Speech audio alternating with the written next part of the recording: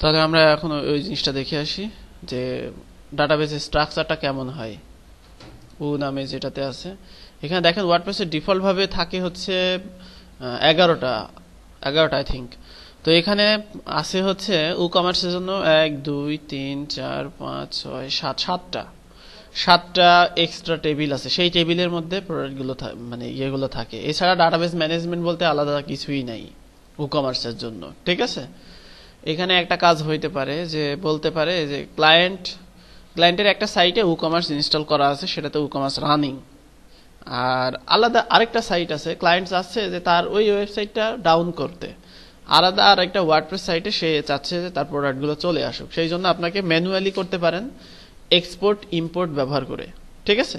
তো export import যদি ব্যবহার করতে না চান সেক্ষেত্রে এই যে টেবিলগুলো আছে ডাটাবেসের এইগুলোর ব্যাকআপ নিয়ে পিএইচপি মাই অ্যাডমিন এক্সপোর্ট ইম্পোর্ট করে দিলেই প্রোডাক্টগুলো চলে আসবে। অবশ্যই ই কমার্স ইনস্টল করতে হবে। বুঝাতে পারলাম? দুই উপায়। নাম্বার 1 উপায় হচ্ছে টুলস থেকে এখানে এক্সপোর্ট করার পরে আমি কি এক্সপোর্ট করব, প্রোডাক্টস এক্সপোর্ট করলে প্রোডাক্ট ডাউনলোড ফাইল পাবো। এই এক্সএমএল ফাইল পরবর্তীতে ইম্পোর্ট করলেই যেই প্রোডাক্টগুলো আমার এখানে আছে ওই প্রোডাক্টগুলো এখানে চলে যাবে, ঠিক আছে। নাম্বার 1 এটা, কিন্তু ভেরিয়েশন, অর্ডার, কুপন এগুলো যাবে না, শুধু প্রোডাক্ট যাবে। আর যদি এগুলো নিতে চান এগুলো আলাদা আলাদা ভাবে নিতে পারবেন। আর এরপরে ওইখানে গিয়ে টুলস থেকে ইম্পোর্টে যাবেন, ইম্পোর্টে গেলেই ইম্পোর্ট করে দিলে দেখবেন যে ওইটা চলে গেল ওইখানে। আর ডাটাবেস বেস যদি করতে চান সেক্ষেত্রে এই টেবিলগুলো যেগুলো আছে জাস্ট ওই নতুন সাইটে ই কমার্স ইনস্টল করবেন আর এই ডাটাবেসের টেবিলগুলো ওই পিএইচপি মাই অ্যাডমিনে ইম্পোর্ট করে দেবেন, দিলেই দেখবেন যে ওইখানে ওই প্রোডাক্টগুলো চলে আসছে। সেক্ষেত্রে ই কমার্সের সেটিং, পেমেন্ট গেটওয়ের সেটিং, তারপরে হচ্ছে সব সেটিংগুলো এখানে চলে যাবে, ঠিক আছে। তো দুইটা দুই কাজে ব্যবহার হয়। যেমন একবার সে সেটিং করে ফেলছে, পেমেন্ট গেটওয়ে অথেন্টিকেট করে ফেলছে, সবকিছু করে ফেলে সেই ক্ষেত্রে আমরা ডাটাবেস অনুযায়ী কাজ করব। আর ক্লায়েন্ট যদি বলে যে পেমেন্ট গেটওয়ে নতুন পেমেন্ট গেটওয়ে হবে, নতুন ইমেল অ্যাড্রেসে পেমেন্ট আসবে, আমি এগুলো নতুন করে আবার সেটআপ করতে পারবো, সেই ক্ষেত্রে আমি হচ্ছে এক্সপোর্ট ইম্পোর্ট টুলটা ব্যবহার করতে পারি, ঠিক আছে। আচ্ছা, এখানে আর কি আছে? আচ্ছা, এইগুলো হচ্ছে আলাদা ক্লাসের জন্য। তো আমাদের এখন মেইনলি দেখার দরকার, এখানে দেখব হচ্ছে উইশ লিস্ট, এখানে দেখব হচ্ছে বেস্ট বিটস অফার দরকার নাই, most viewed, search box, star rating, show ads, payment gateway, তারপরে হচ্ছে best sale, related product, checkout তো জানি, পেমেন্ট দিলে চেকআউট হয়ে যাবে, চেকআউট দেখাইতে হলে আবার একটা প্রোডাক্ট কেনা লাগবে। সে গতদিন দেখলেন না, ওই যে প্লাগ ইন কিনলাম আজকে সকালে, ওইটাই চেকআউট। তারপরে হচ্ছে ব্রিং লেটেস্ট প্রোডাক্ট, এইগুলো আর কি। তো প্রথম থেকে শুরু করি উইশ লিস্ট। তো ই কমার্সে উইশ লিস্ট ব্যবহার করা খুব সহজ।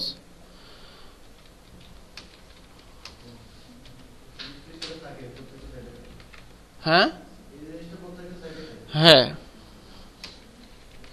এটা অ্যাড করা 1 মিনিটের ব্যাপার, ঠিক আছে।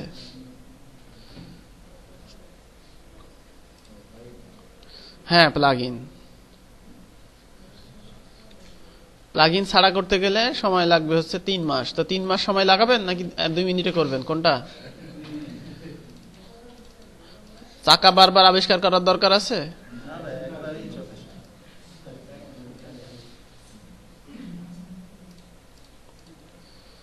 যখন চাকা তৈরি করা শিখবেন তখন আলাদা জিনিস। যেমন প্লাগ ইন তৈরি করা শিখতে শিখতে বন্ধ করলেন, সেইটা আর কি শেখা যাইতো যে ভাই উইশ লিস্ট প্লাগ ইন তৈরি করে দেখান একটা।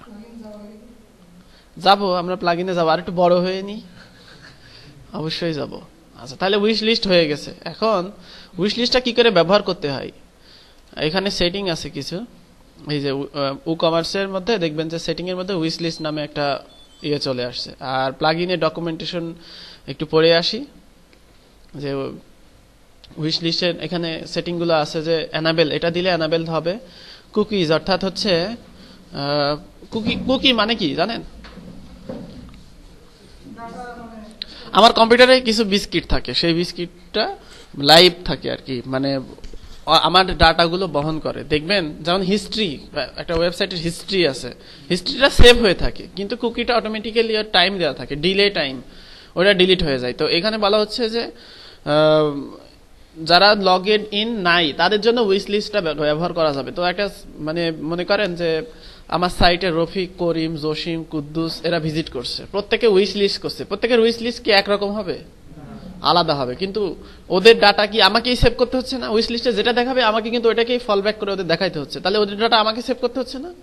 তো তাহলে আমার সার্ভারের প্রেশার বেড়ে যাবে। এরকম যদি একটা ওয়েবসাইটে 5,000 জন ভিজিট করে, 5,000 জন যদি উইশ লিস্ট করে সেভ করে, তাহলে 5,000টা মানে পেজ করে আমাকে সেভ করে রাখতে হচ্ছে। তো সেটা না করে আমরা কি করছি, তাদের কম্পিউটারে স্টোর করে রাখছি। এটা তো তোমাদের উইশ লিস্ট তোমাদের কম্পিউটারে স্টোর থাকুক, সেটাই হচ্ছে এখানে যে কুকি ইউজ করলে আমার আর ডাটাবেজের সার্ভারের উপরে প্রেশার পড়বে না। অর্থাৎ মানে উইশ লিস্টটা তাদের কম্পিউটারে সেভ হয়ে থাকবে, যে কোনো সময় ভিজিট করলে ওই তথ্যগুলো আসবে হচ্ছে কুকি থেকে। ঠিক আছে, এরকম দেখবেন অনেক ওয়েবসাইট, যেসব ওয়েবসাইটে রিমেম্বার মি করা থাকে, যেমন ফেসবুকে লগ ইন থাকলে ফেসবুকে কুকি থেকে ইনফরমেশন গুলো নিয়ে ইয়া হয়। তো আমার এক বড় ভাইয়ের হচ্ছে তার হচ্ছে মাস্টার কার্ডের মানে চুরি হয়ে গেছিল, মাস্টার কার্ডের লগ ইন ইনফো চুরি হয়ে গেছিল। তো কোনো কিছুতেই কোনো ক্লু পাই নাই, মানে সে মনে করছে হ্যাক হয়েছে, কিন্তু হ্যাক হয় নাই। তার হচ্ছে ওখানে অনেক প্রোটেকশন দেওয়া বলতে মোবাইল ভেরিফিকেশন দেওয়া আছে, তারপরে সিকিউরিটি কোশ্চেন আছে। কিন্তু যদি আমার কম্পিউটারের সি ড্রাইভের নির্দিষ্ট লোকেশনের কুকি আপনি পেন ড্রাইভে নিয়ে আপনার কম্পিউটারে রাখার পরে ফেসবুকে যাবেন, লগ ইন হয়ে যাবে।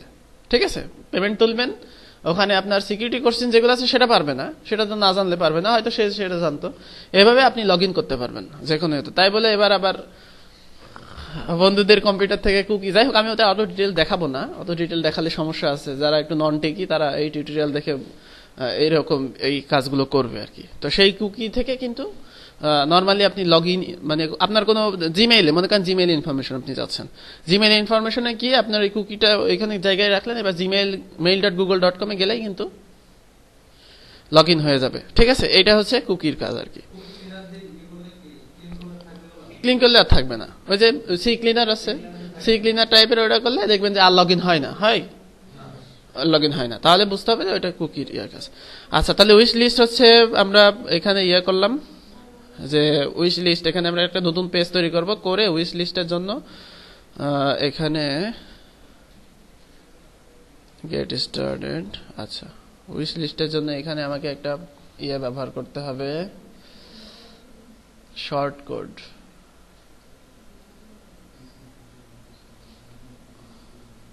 অ্যাক্টিভেশন,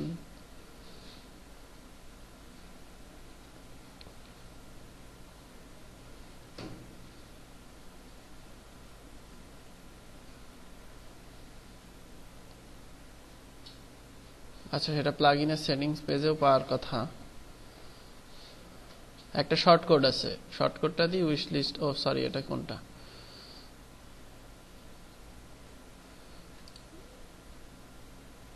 ডিসক্রিপশন, ফুল ডকুমেন্টেশন, উইশ লিস্ট, স্ক্রিনশট।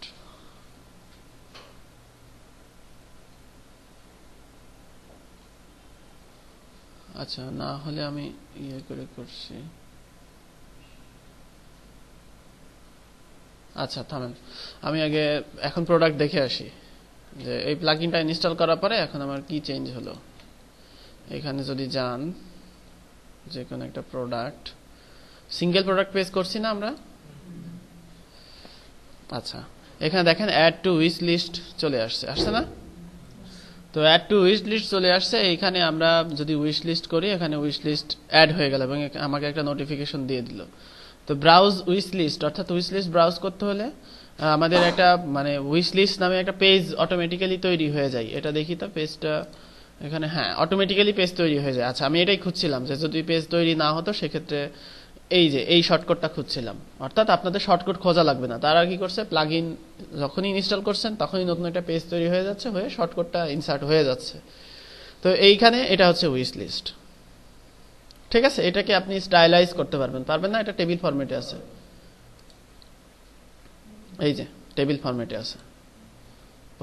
প্রত্যেকটা আলাদা ক্লাস আছে, সুন্দর করে ওরা স্টাইলাইজ করার জন্য ওরা ক্লাস দিয়ে দিয়েছে, এবং দেখবেন যে প্রত্যেকটার আলাদা ক্লাস আছে।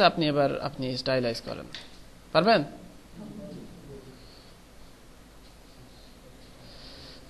তাহলে উইশ লিস্টটা এখানে কি করব, এখন এখানে লিঙ্কিং করে উইশ লিস্ট করে দেব, তাহলে এখানে উইশ লিস্ট হয়ে গেল, শেষ।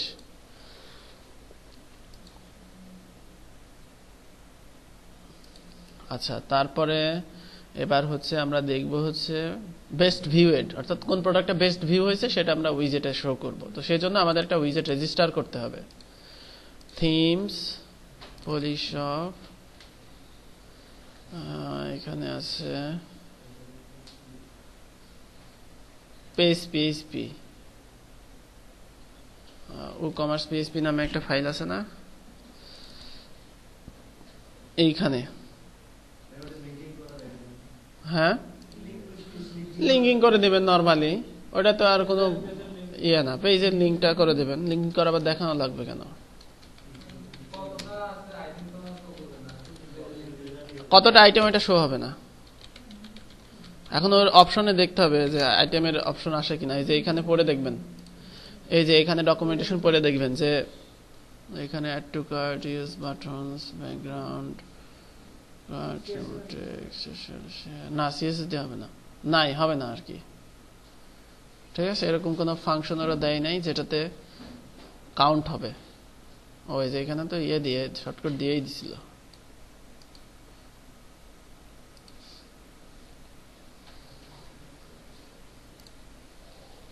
ডাইনামিক সাইডবার, এবার এখানে দিলাম প্রোডাক্ট সাইডবার, ফাংশন পিএইচপি তে আমরা একটা উইজেট রেজিস্টার করাবো।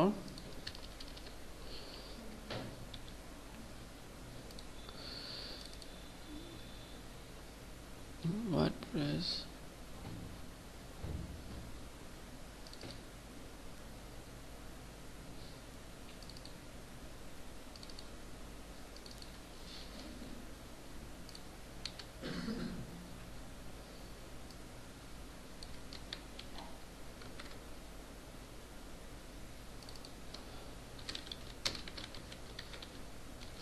লেফট প্রোডাক্ট, এটা হচ্ছে প্রোডাক্ট সাইডবার, ডেসক্রিপশন দরকার নাই। ডিআইভি ক্লাস হবে বক্স, আর টাইটেল হচ্ছে বক্স সেটিং দিয়ে। ঠিক আছে, থাকলো, সমস্যা নেই। অর্থাৎ এখান থেকে যদি অ্যাবাউট পেজে যাই, পেজেস, স্যাম্পল পেজে যদি যাই, সেক্ষেত্রে এই যে এইখানে ইনফরমেশনটা এইভাবে শো করছে, এটা ডিপ দিয়ে আমিও ডিপ দিলাম। আচ্ছা, তাহলে এখন আমরা যেটা দেখব সেটা হচ্ছে বেস্ট মোস্ট ভিউড প্রোডাক্টগুলা। তো উইজেটে দেখেন, WooCommerce অ্যাপিয়ারেন্স থেকে উইজেটে যাবেন, যাওয়ার পরে এখানে দেখবেন যে WooCommerceর জন্য স্পেশালি কিছু ইয়ে আছে, যেমন এই যে বেস্ট সেলার্স, অর্থাৎ display list of your best selling product on your site. এটা কিন্তু অটোমেটিক্যালি ডাইনামিকলি হবে। তারপরে ফিচার্ড প্রোডাক্ট, যেসব প্রোডাক্টগুলো ফিচার্ড সেসব ফিচার্ড হবে। তারপরে এখানে কি আছে, WooCommerce layered names shows a custom attribute in a উইজেট দ্যাট লেটস ড্রপ ডাউন আছে, যার কোনো একটা কিছু আছে। WooCommerce অন সেল, অর্থাৎ সেল প্রোডাক্টগুলো ইয়ে করা। সেল জানেন, সেল প্রোডাক্ট মানে কি? না না না না, প্রমোশনাল প্রোডাক্ট। প্রমোশনাল প্রোডাক্ট অর্থাৎ প্রোডাক্টের দাম ছিল প্রথমে মনে করেন 350 টাকা, এরপরে 400 টাকা প্রোডাক্টের দাম করে আমি দিলাম 375 টাকায় বিক্রি করছি, তাই না? অফার, কিন্তু অফারেও বেশি দামে বিক্রি করছি, পাবলিক মনে করছে যে অফার আর কি। ঠিক আছে, তো এই যে এটা হচ্ছে মানে সুন্দরী মেয়েদের মাথায় বুদ্ধি একটু কম থাকে। তো মানে ফেসবুকে দিছিল যে সুন্দরী মেয়ের হচ্ছে ইয়েতে যাচ্ছে, একটা ভ্যানিটি ব্যাগ কিনবে, এক জায়গায় দেখলে 400 টাকা দাম। তো ওই একই ভ্যানিটি ব্যাগ পাশের দোকানে আছে, ওইখানে লেখা যে অফার হচ্ছে 800 টাকা ক্রস হচ্ছে 500 টাকা। ঠিক আছে, তখন ওইটা কিনে নিল। ঠিক আছে, 300 টাকা বেঁচে গেলাম, ওইটা কিনলে তো আমার 1 টাকাও বাঁচতো না। ঠিক আছে, এই হচ্ছে ইয়ে আর কি। আচ্ছা, প্রাইস ফিল্টার মানে হচ্ছে আপনারা মোবাইল যখন যেমন ওই যে কিছু কিছু সাইটে দেখা যায় যে সেল বাজারে আছে যে আপনি 2000 টাকার মধ্যে একটা প্রোডাক্ট দেখতে চাচ্ছেন, সেটা হচ্ছে প্রাইস ফিল্টার। ব্যবহার করে দেখবেন। আমি যদি এখনই আপনাদের দেখাই,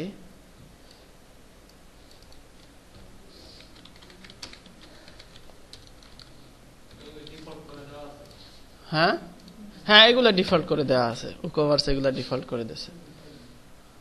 আচ্ছা, কোথায় দিলাম? উইজেট কি ডাক দিয়েছি, দেখি 1 মিনিট। কন্টেইনার লেফট বক্স, না আসে নাই, উইজেট আসে নাই। ও এটা তো আমরা পেজে গেছি, সরি। পিএইচপিতে তো আমরা চেঞ্জ করি নাই, তাই না? করছি, দেই স্পেস পিএইচপিতে দেই, ই-কমার্স পিএইচপিতে দিছি, কিন্তু পেজ পিএইচপিতে তো দেই নাই, দিছি মানে প্রোডাক্ট পেজে এগুলা শো হবে।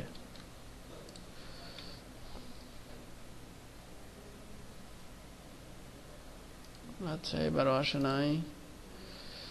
কন্টেইনার লেফট বক্স আইডি ঠিক আছে তো? Product side bar function PHP product side bar. আচ্ছা প্রোডাক্টে যাই, ভিউ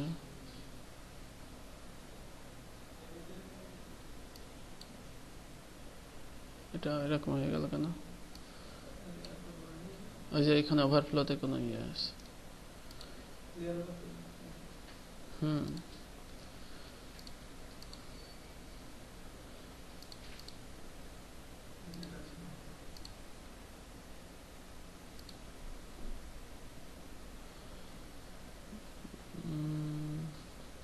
এটা ফিক্স করতে গেলে প্রবলেম আছে। যাই হোক আমি নেক্সট গুলা বর্ণনা করি। সেটা হচ্ছে এরপরে হচ্ছে প্রোডাক্ট সার্চ। প্রোডাক্ট সার্চটা হচ্ছে প্রোডাক্ট সার্চ করার জন্য এটা একটা সার্চ বক্স চলে আসবে, সেই বক্সের সার্চ এরিয়া থাকবে, অটোমেটিক্যালি সার্চ হবে, আপনাকে সিএসএস দিয়ে কাস্টমাইজ করতে হবে। আর তারপরে আছে হচ্ছে প্রোডাক্ট ট্যাগস, র্যান্ডম প্রোডাক্ট, যে কোনো র্যান্ডম প্রোডাক্টগুলো শো করবে, recently viewed product, e-commerce recent product, এইগুলো। আচ্ছা এখন একটা কাজ করতে পারি, আর বাকিগুলো দেখি। এখানে সবই মোটামুটি এখানে সবই আছে। আচ্ছা রিলেটেড প্রোডাক্ট কিভাবে আসে, একটা প্রোডাক্টের নিচে কিভাবে রিলেটেড প্রোডাক্ট আসে? এখানে দেখেন যে প্রোডাক্টে যাবেন, যখন একটা প্রোডাক্ট আমি এডিট করব, অবশ্য আরেকটা প্রোডাক্ট লাগবে, আমি এখানে দেখবেন যে একটা অপশন আছে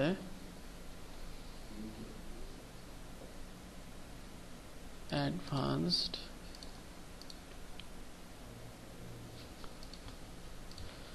এখানে একটা অপশন আছে রিলেটেড প্রোডাক্ট সিলেক্ট করে দেওয়ার জন্য, জেনারেল ইনভেন্টরি শিপিং। আচ্ছা লিঙ্কেড প্রোডাক্ট হচ্ছে এই প্রোডাক্টের সাথে আরেকটা লিঙ্ক, যেমন অ্যাপলের আইফোন কিনলে সাথে নিচে আরো কিছু দেখাবে যে আইফোনের অ্যাক্সেসরিজ আপনি নেবেন কিনা, তারপরে আপনার স্যামসাং এর কিছু প্রোডাক্ট আছে সেগুলো কিনলে নিচে দেখাবে, সেইটা হচ্ছে আপনার এইখানে লিঙ্কেড প্রোডাক্ট এগুলা। আচ্ছা এখানে রিলেটেড প্রোডাক্ট, হ্যাঁ এই টাইপের নিচে শো করবে। আমি যদি একটা ই-কমার্স সাইটে যাই সেক্ষেত্রে বুঝতে পারবো।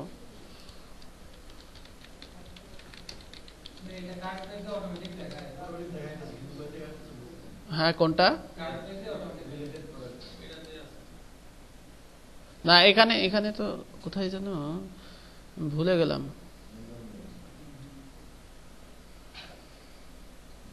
আসলে এই যে ছোট স্ক্রিনে খুব ঝামেলা হচ্ছে। হ্যাঁ ক্যাটাগরি থেকে আসে, যে ক্যাটাগরি সিলেক্ট করা হয় সেই ক্যাটাগরি থেকে এখানে রিলেটেড প্রোডাক্টগুলো শো করে, এবং রিলেটেড প্রোডাক্টগুলো আমি দিয়েও দিতে পারি।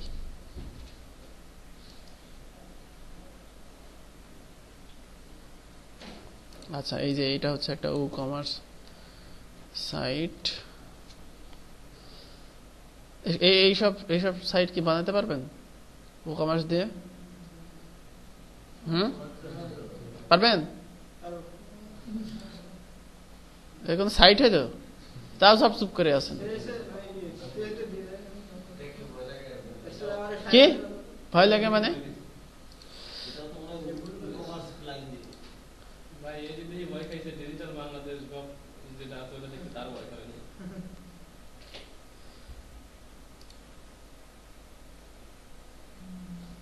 এই যে এইভাবে এই যে প্রাইস ফিল্টার, ঠিক আছে, এরকম আসবে প্রাইস ফিল্টার, প্রাইস ফিল্টার হয়ে এখানে আবার আপনার সেই প্রাইসগুলো এভাবে দেখাবে। আচ্ছা আমরা একটা কাজ করতে পারি, সেই কাজটা হচ্ছে মোটামুটি তো এগুলো আমরা জানলাম, কিন্তু যেই টেমপ্লেটটা ডাউনলোড করছি সেই টেমপ্লেটটা আসলে ভুল একটা টেমপ্লেট ডাউনলোড করে ফেলছি, যে ওই টেমপ্লেটটা হচ্ছে ওপেন কার্টের, আগেই দেখা উচিত ছিল যে ওইটা ই-কমার্সের না কেন। তো সেই জন্য আমরা একটা কাজ করতে পারি, একটা পিএইচডি আপনাদের ডাউনলোড করে দেয়, সেটা আপনারা বুটস্ট্র্যাপ ফ্রেমওয়ার্কে এইচটিএমএল করেন, যারটা ভালো হবে সেইটা দিয়ে আমরা ডাইরেক্টলি ই-কমার্সে চলে যাই। কি বলেন? লেন্দি প্রসেস হয়ে যায়। আপনারা যদি একটু বেশি শিখতে চান লেন্দি প্রসেস হবে। আচ্ছা, আপনারা সবাই কি বলেন? কারণ মানে হ্যাঁ, মানে যেটা আছে সেই পর্যন্ত কিন্তু এনাফ। আমি যেটা বলছি সেটা এক্সট্রা। ঠিক আছে, আপনারা যদি মনে করেন, আর না হলে আমি নেক্সট কোর্সে চলে যাব। হ্যাঁ, আপনি যেভাবে ইচ্ছা সেভাবে HTML করেন। আমার দরকার হচ্ছে W3 ভ্যালিডেট।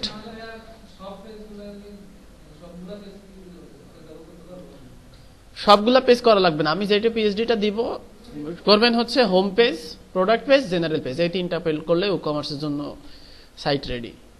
ঠিক আছে, home page, product single page আর হচ্ছে জেনারেল পেজ। এটা করে ওয়ার্ডপ্রেস পর্যন্ত করে নিয়ে আসবেন। তারপরে সেটাকে আমরা মানে ই কমার্সে ইয়ে করব।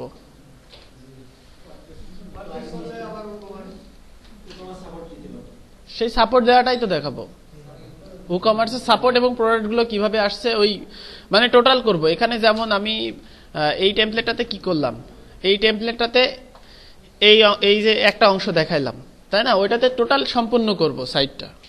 আর আরেকটা প্রস্তাব আছে, সেটা হচ্ছে এই যে আজকের ডিল, এখনই.com বা দেখা যাচ্ছে লাইভ কোনো একটা সাইটকে আমরা এক্সাম্পল হিসেবে ধরে ওই সাইটে যা যা ফাংশন আছে সব ফাংশনগুলো আমরা ইন্টিগ্রেট করা শিখলাম। এটা করতে পারি।